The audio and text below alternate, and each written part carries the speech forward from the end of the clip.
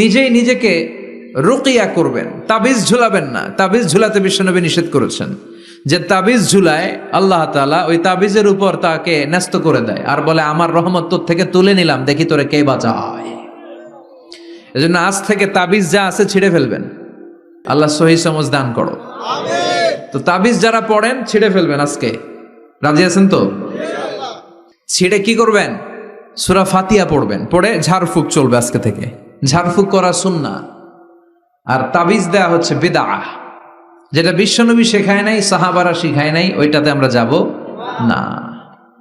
ঝাড়ফুঁক করবেন। আয়াতুল কুরসি পড়লে জিনভূত আসতে পারে? কথা বলেন। সূরা ফাতিহা পড়লে আর অসুস্থতা থাকতে পারে? বিশ্বনবীর সাহাবারা একবার সফরে বেরোলেন। সফরে বেরিয়ে হঠাৎ দেখলেন মরুভূমির মাঝখানে কিছু লোক জটলা পাকিয়ে রেখেছে, একটা লোক শুয়ে আছে। আবু সাঈদ আল খুদরি ছিলেন ওই সফরের লিডার। বললেন কি হয়েছে? তারা বলল আমাদের নেতাকে সাপে কামড় দিয়েছে, আরেক বর্ণনায় বিচ্ছু কামড় দিয়েছে, বিষের ব্যথায় আমাদের নেতা মারা যাবে। তারা নানা ধরনের বৈদ্যরাজ কবিরাজদেরকে এনে মন্ত্র পড়াচ্ছিল, সবাই মন্ত্র পড়ছিল, ছু মন্তর ছু কালিকুত্তার ঘু। ছোট বাচ্চারা পড়ে, বুঝানোর জন্য বললাম, তারা হয়তো অন্য কিছু পড়ছিল।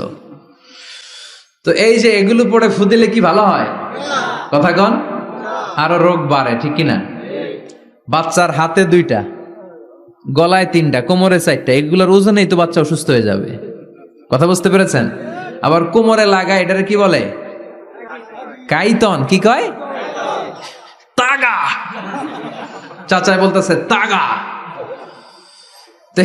তাগা টাগা লাগাবেন না। সূরা ফাতিহা পড়ে আজকে থেকে ফু দিতে হবে। আমার মাইকের আওয়াজ নিশ্চয়ই শহরের অনেক দূর যাচ্ছে। মায়েরা বোনেরা শুনে রাখবেন, অসুস্থ আপনি সূরা ফাতিহা পড়ে ফু দেন।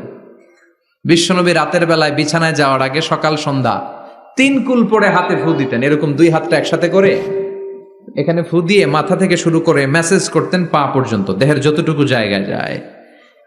সূরাতুল ইখলাস, সূরাতুল ফালাক, সূরাতুন নাস, এই 3টা সূরাকে একসাথে বলে কুল আস-সালাসা, মানে 3 কুল। কি বলে?